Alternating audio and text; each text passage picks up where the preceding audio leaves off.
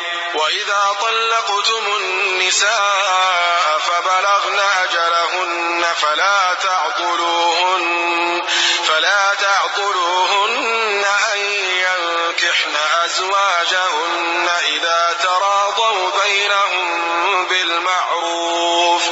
ذلك يوعظ به من كان منكم يؤمن بالله واليوم الآخر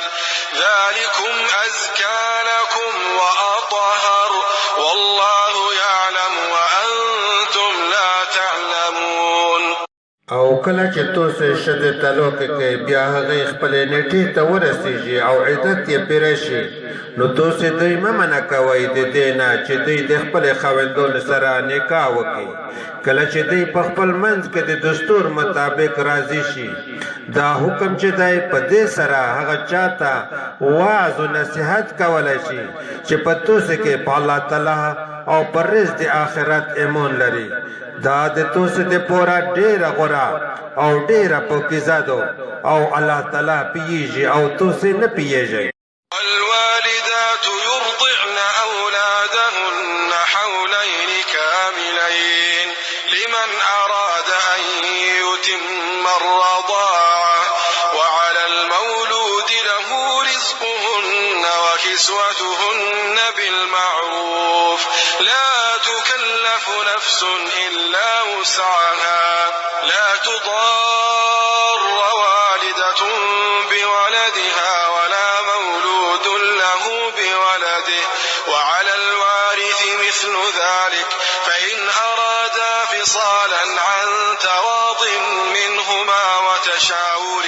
فلا جناح عليهما وإن أردتم أن تسترضعوا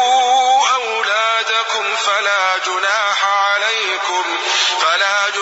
عليكم إذا سلمتم ما آتيتم بالمعروف واتقوا الله واعلموا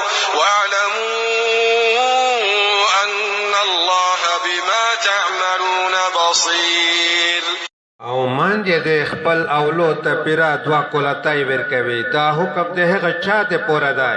چې د تی ورکول مودا پیرا کول غوړي او د چا د پوره چې بچای دی په هغه باندې دغه شذ نه پقادو او د دې جومادو په شی طریقې سره هیڅوک هم مکلف کولای نشي مګر د هغه د وسره سم zarar د ونه رسول شي مور ته د هغه د بچی په وجه او نه د بچی په لور ته zarar ورسوي د هغه د بچی په وجه او په وارث باندې د دې په مثل لازم دي پس کدواړه د خپل منځني رضامندي او مشورې سره د تینا د پرې کول اراده وکي نو په دې دواړه باندې هیڅ ګناه نشته او کتو سه خپل اولو ته دایا نیول غوړی بیا هم په توسه باندې هیڅ ګناه نشته. کله چې هغه مور سپوري چې توسه ور کول غوړی په شی طریقې سره او دی الله تعالی نه ویریږي او پوښي چې یقینا الله تعالی هغه څلره شل دین کوي چې توسه کوي.